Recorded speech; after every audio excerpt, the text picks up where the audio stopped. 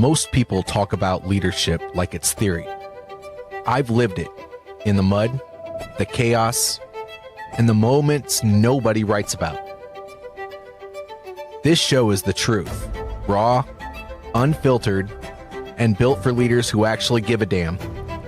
If you're ready to grow, ready to own your own story, and ready to lead from the front, you're in the right place. Speak up, show up, lead. Let's get into it.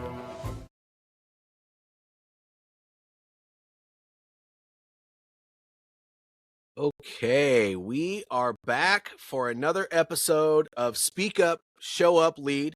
Today I have a guest, Mike Sweeney, and we're going to have a great conversation about some stuff.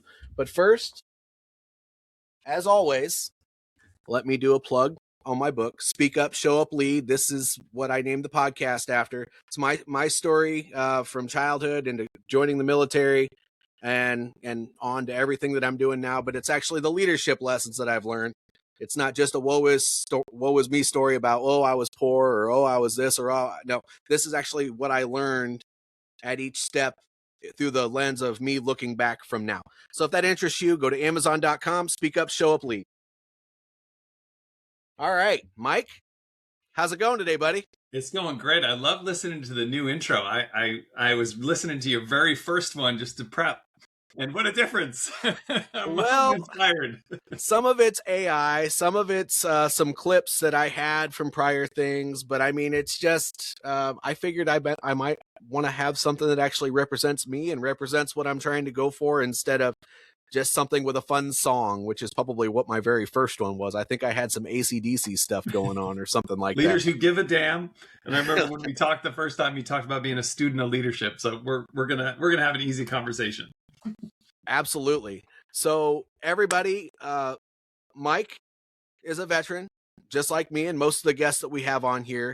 But he's also in the leadership space as well. And he's done a TEDx talk, and we're going to go into that. But what I would like, Mike, if you wouldn't mind, is to tell us a little bit about yourself and what you do. Sure. I mean, I'll start with kind of what I hope for in the world. And when I work with individuals and clients, I really hope that they have a sense of agency, courage, and freedom in the work that they do. I'm often working to embrace opposites, focus, flexibility, empathy, accountability. And I want people to go after their dreams. I want people to feel a sense of fulfillment in their lives. And so I get the opportunity to facilitate that with individuals and teams. Background really is in leadership, both as a leader, plant manager, practitioner, armored cavalry officer. I've done a bunch of work in the team effectiveness space, and I just now started integrating adventures and outdoor work with some of the deep coaching work that I do. So a bit about me, but like you mentioned the TED Talk, I usually talk a lot about opposites. I think I'm a walking paradox. I mean, I was a English major who was in the Cav. I was a Cav officer who's a girl dad of 3. East Coast guy, lived on the West Coast, so I kind of have that vibe. Big company, worked in a small company. So usually there's some opposites at play in anything that I'm talking about, because I think like all of us, we exist in many parts. Interesting. So let me reflect back on my service. I was in a couple infantry units. And though I know Cav isn't specific that way, but I will say that when you're in combat arms units, being an English major, I wonder how those conversations went. I mean, I didn't share it very often, but it wasn't long till I was called the professor. Oh, really? Oh, yeah. But like the thing that I remember is when I drove up to Fort Knox to do my officer basic, I had never seen a tank before in my life. And, I did ROTC. I experienced the full element of college. I wouldn't say I was the greatest ROTC soldier, but I drive up and I pulled off to the side of the road and I looked at this vehicle and I'm like, oh man, there's only one reason for that vehicle. And that scared me, to be honest. So I'm sitting there in my, officer barracks or whatever it was the night before, and I'm like, I can't sleep. And I don't know whether I did my alarm wrong or something, but I was late to my first day in the Army. Yes, there you go. There's the face. And so the interesting part was I was a December grad. So I went in March where all the prior service guys were. So not only was I, not an engineer, not a West Point guy, not prior service, I was also like from a school people would say was frou-frou, English major, and I'm late. So I walk in, I ended up having a decent career. So like, don't get me wrong, but, talk about a tough beginning. So imagine, if you will, a 250 person amphitheater with the lectern and the doors at the bottom. Mm-hmm. And I walk into that. Last guy in there. Everybody didn't even go to PT the first day. And the worst part was not only was I late, I was like still learning about where all the insignias went. And so I can feel the tension. I had a guy look at me and go, "How's it going, guy?" Because I didn't have the rank on. Oh. So I had to walk up in the midst of 250 prior service guys who were like, "That's the idiot." And I got smoked that whole day. Like, because everywhere I went, I was out of uniform and just got smoked and was kind of a pariah. And so the only thing I really was good at was studying. Mm-hmm. So I just read every manual and learned them. And so I just stayed to myself. By the time we got to the field, anytime something went wrong, I knew what it was. I was like, oh, we need to like shift to this format. Like, oh, road wheel goes this way, not that way. And so I had a base of knowledge. The three guys did not want me on their tank. But by the time I got to the end, they were like, oh, like he has the superpower. He has the intelligence, so we'll accept him. Then I went to scout school, got to my unit, and things were great since then. But it was a very, very difficult beginning. And I didn't tell people for a long time that I was an English major. In fact, I hid it. And honestly, it's the same thing when I left the Army. Sometimes I hid that part. And is that going to work in corporate? And, it took a long time to really accept that all parts are okay. So let's unpack that. I was thinking we would talk about, the topic that you discussed in your TED Talk, which is how to find common ground when there is none. Yeah. And I think what you just got done saying, it leads into that almost perfectly in that, when you are an English major going into the Army, you don't have common ground because they're a bunch of prior service people that are used to a certain culture, used to a certain, I'll just go ahead and say vernacular. And so you were in, you're a fish out of water for sure. And then when you transition, once again, that's actually it's a mistake and a blessing that you did that. Because I think when you leave the military, if you completely leave it behind and you kind of shed that off so that you can be successful in the civilian world, you're discarding your experience to a certain extent. But we as veterans need to do a lot more in this space, and that we need to kind of bridge that gap conversationally between civilians and military. So I'm just but common ground. I'd like to know how you can articulate that. How did you finally bridge that when it was time? Yeah, so there's a lot in that answer. I know. Sorry. And I love it because it lets me reflect and explore a little bit. When I think about the best parts of leadership in the military, there's the selfless service that I learned, right? Checking your soldiers' feet. The idea of mission and intent. It's not just this hill, it's this hill to achieve this other thing. Nested goals, mission alignment, after action reviews, like the engine of growth and learning, and the power of a good duo, platoon leader, platoon sergeant. I learned so much, and even the LDR ship, the values-based leadership. However, in corporate, we are sometimes perceived as autocratic, dictatorial, hierarchical. And I think in some ways, maybe both things can be true. And that's one of the reasons I did that TEDx on how to find common ground is I don't see a lot of common ground in our country right now. And I think it's like outrage. Someone does something, the other side reacts. The side reacts. So I started thinking, like, where is there situations where we might be able to find common ground? And I was in the middle of a battle with the CEO I was working with. And I talk about this a little bit in the TED Talk, but basically I thought he was a scatterbrain. And he thought I was like, must focus on only 3 things. And my point of view, I thought was right from my perspective. And I had this moment where we had this really big, like, head-to-head confrontation. And I said some things that, I probably could have cleaned up a little bit. I could probably say it on here. But I think I laid into him pretty hard for being distracted and not focused. And I was the strategy officer at that time. And he was working on this thing. He was like tinkering on something. I was like, why are you wasting your time? And like 2 days later, I sold the thing he was tinkering to a client. And I was like, oh, and I kind of walked through with my tail between my legs. And I realized that when we are in situations where it's not a problem to solve, we have 2 things that both need to exist. There's another more artful way to approach it. So let's say it's focus and flexibility. Let's say it's breathing in and breathing out. For me as a runner, it's activity and rest. If we can, a lot of people talk about work and life, like finding that balance. The way most people do it is we approach it like wrecking ball operators. We do work, we do life. We do work, we do life. And I'm kind of, for those listening on audio, I'm like smashing from the left to the right. But if we take more of a tightrope walker approach to it, we can get some signals to keep things in balance. And, balance is a verb. And there's things that we have to do to correct.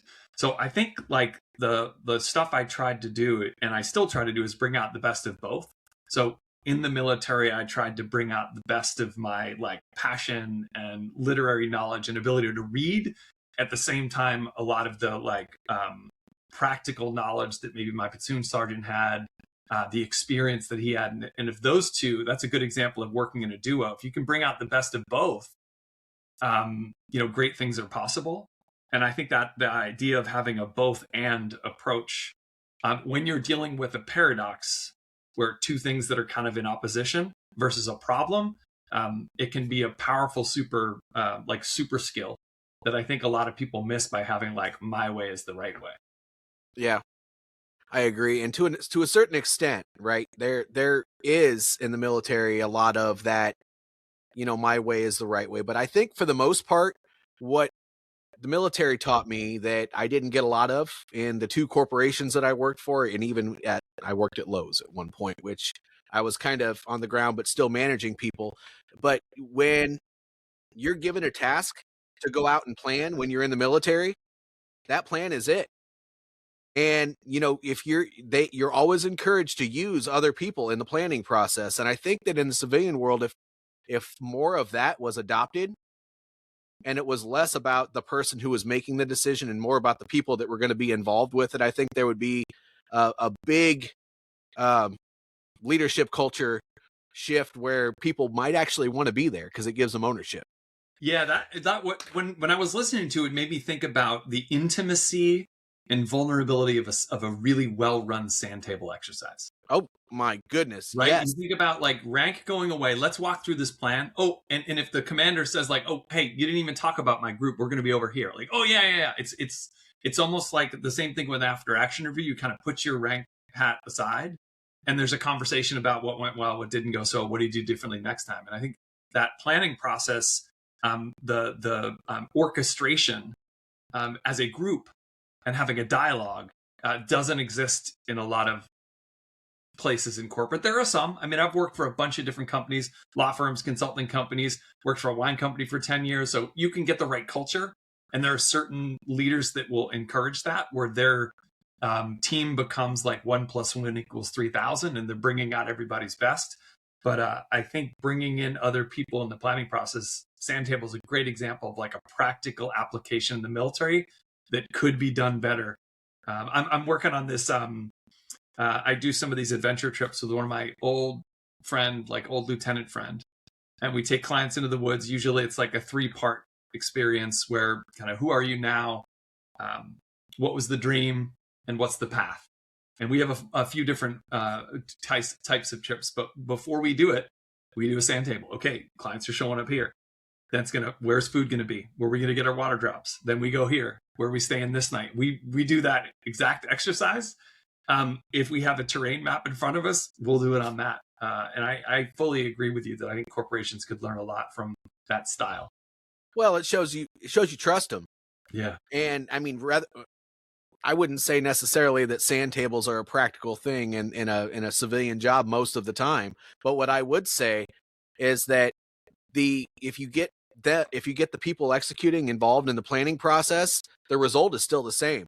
I will say that I can almost say with complete certainty that 100% of the sand tables that I was a part of and that I attended to watch other people brief, when I showed up for execution, it was never the way it was briefed. Yeah. But when you get people involved in the planning, oftentimes when people don't have that ownership, for that task because they didn't put anything together for it, then when things start getting hard, they're like, shoot, well, we just got to move on. But when they have ownership in it, they're like, no. We planned this out. We did the work for this. We're going to see this through to the end.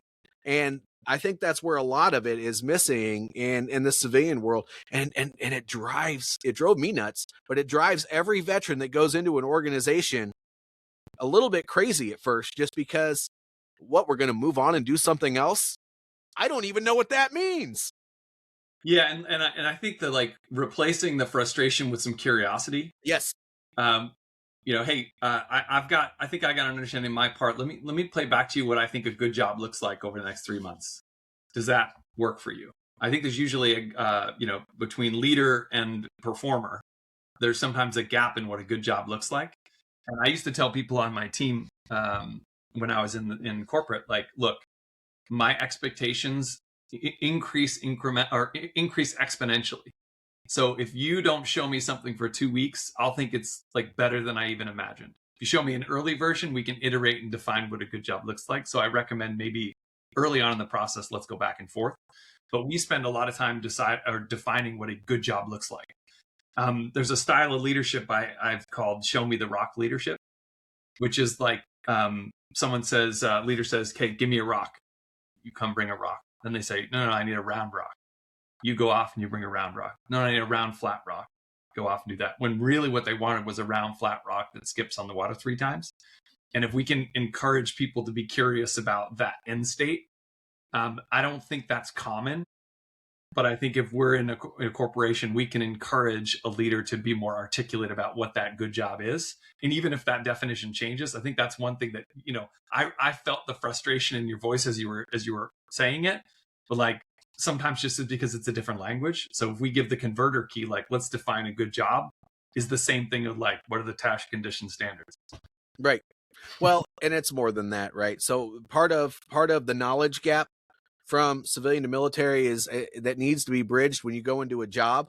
I mean, if you start your own business, you'll figure it out the hard way. But, most companies have a budget. Yeah. That's one thing that the military really doesn't have to tackle. You put together the planning exercise, you figure out how much it is, you request the money to do the job, and you do it. And if you're given restraints, you plan that before you go out and execute. There is no such thing as not doing it. And I think that if a veteran took the time to understand these types of things before they go into a civilian organization, that there are just differences that don't apply to when you're in uniform.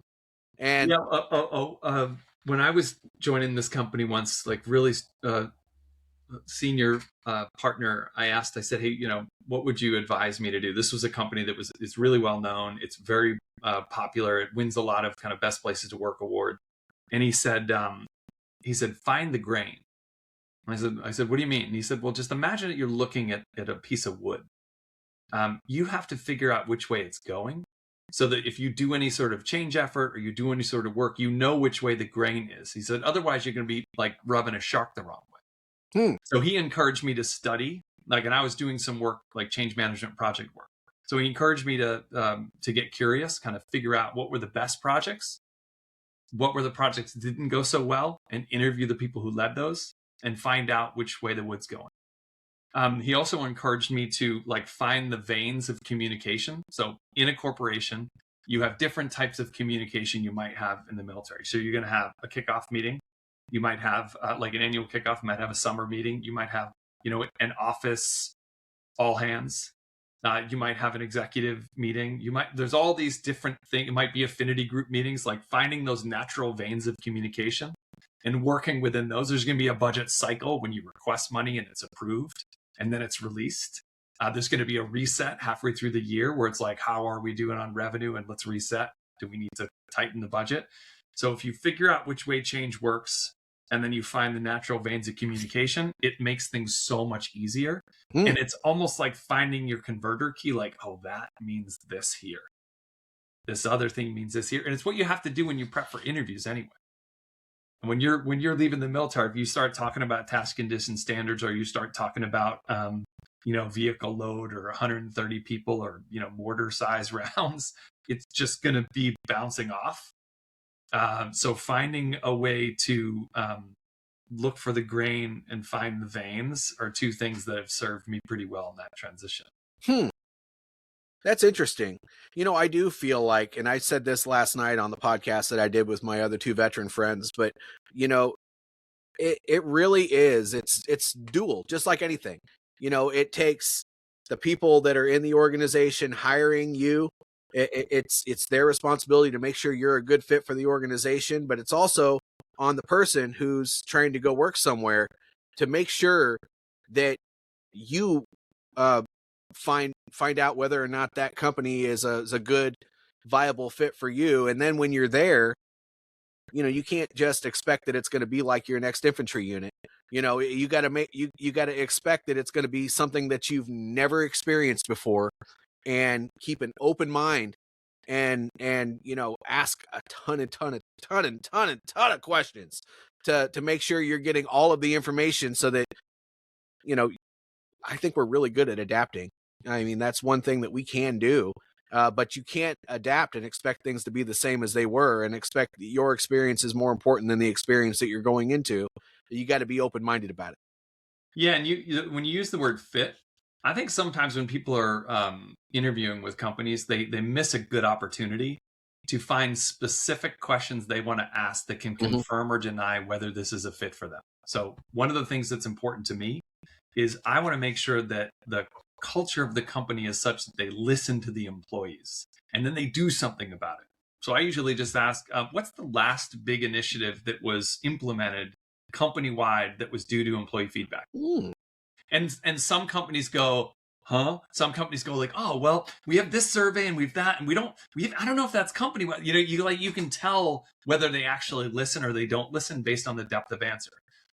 If you're working for a leader and it's really important that you have contact with that person, they give a lot of feedback and they have consistent one-on-ones. Be like, how often would we meet and what would feedback sound like if you were delivering it when I did something wrong? I know it's a weird kind of way to ask the question, but I think sometimes the last like 4 to 8 minutes of the interview, you have an opportunity to find out a little bit more. People end up throwing away the question like, oh, what's the culture like here? Or like, how does that's too PTO broad. work? Or whatever it is. Yeah. Finding questions that relate to the thing that you're trying to figure out whether you fit or not, I think is a missed opportunity. So kind of like get your questions that help you tailor. There's a colleague of mine wrote a good book called Right Fit, Wrong Fit. And it's almost like what color is my parachute, but updated for today and shows both sides, the talent acquisition side and the candidate side. So you can kind of look at it from both views. I think that's an exceptional book there's a bunch of exercises in there that help people assess where they might be a good fit and where they might be a wrong fit. Very cool. Yeah. And, we're getting close to the end of the chat today, but not the end yet. And I know there's some stuff that you want to share, and we'll let you do that in just a second. But I ask every single guest of mine the same question. So whether it's a transitioning service member who's stuck or anybody who's stuck when they are trying to get to the next level of doing something, what's one piece of advice that you would give that person? Yeah, I don't give a lot of advice, but I'll think about this one. Let's take off your Yeah. coaching hat for a second. Yeah. So I think like when I'm thinking about someone who wants to do something different, I almost think about it like elastic bands, right? There's a lower band and an upper band, right? And you're creating some tension in between those. I would paint the picture as positive as you can about what you want for the future. A lot of people can communicate what they don't like about their current job. Like, I don't like this. I don't have the freedom to do this. I don't have the freedom to travel. There's not enough PTO, but like, make it a move to instead of a move from. So if you don't like the way your leader gives feedback, then clearly articulate. I want a leader that gives feedback that's both positive and corrective and gives it frequently. Cool. Next thing, like, I don't make enough money. All right. Well, like, what is enough for you? And I think if we paint that picture, you can move to it. People start to, it's like when you buy a red car, you're going to see a red car everywhere. You're like, oh my God, there's another one. Oh, it's like the same kind as mine. So when you articulate that thing that you want to move to and you make it like a move to the positive, I think our body reacts differently. I think our network reacts differently. Like, I know it was really different when I was saying, hey, I'm after this kind of role, this kind of organization with this kind of boss, versus saying like, yeah, I'm looking for something kind of like this, kind of like that. So like, paint the beach, paint the picture of that place you want to get to. And I think that starts to make a big difference instead of having that woe is me. It's so hard. I've applied to 110 different things. Like, what's that beach? What are you after? And move positively in that direction. That's probably would be my advice. Yeah, flying by the seat of your pants doesn't actually work. Vision is, that's what I got out of it is, paint that perfect picture and put yourself in it. So having a vision for what you're trying to do and just make sure you're focusing on that is what I heard you say. And so I think that is something that a lot of people don't practice. Yeah, it's like the old adage that plants grow in the direction of sunlight. Like, I don't see a lot of plants aiming towards shadow. And I know it's a little bit on the positive psychology side. And I know that we talk about vision, but I think sitting down and defining it with enough detail that you can kind of see the grains of sand makes a big difference in the likelihood of it coming true. Plants do grow towards the light. Is that why when I put them on the windowsill, they're like almost kissing the screen? No, I'm just kidding. I'm my degree's in organizational psychology, my master's degree. And I remember reading an article about this heliotropic principle of how individuals, plants, people all grow in the direction of that sunlight. And I think that sometimes it seems woo-woo, we're soft, that like, oh, we're really going to be given positive feedback. I can like see people, rolling their eyes and wondering if the professor's showing up again. But practically, people do respond to a positive vision, a world that we can create, feedback that they're doing a good job. And I don't think we do enough of that. Yeah, I agree. Well said. And thank you for coming on here. And please tell us about the two upcoming events that you have and anything else about your business that you want to share with the audience. Sure. My business is Saber Coaching. Someone once told me that I should downplay my military background. So I said, well, F you, I'm going to name my company as an homage to it. Yes. Because I'm very proud of it.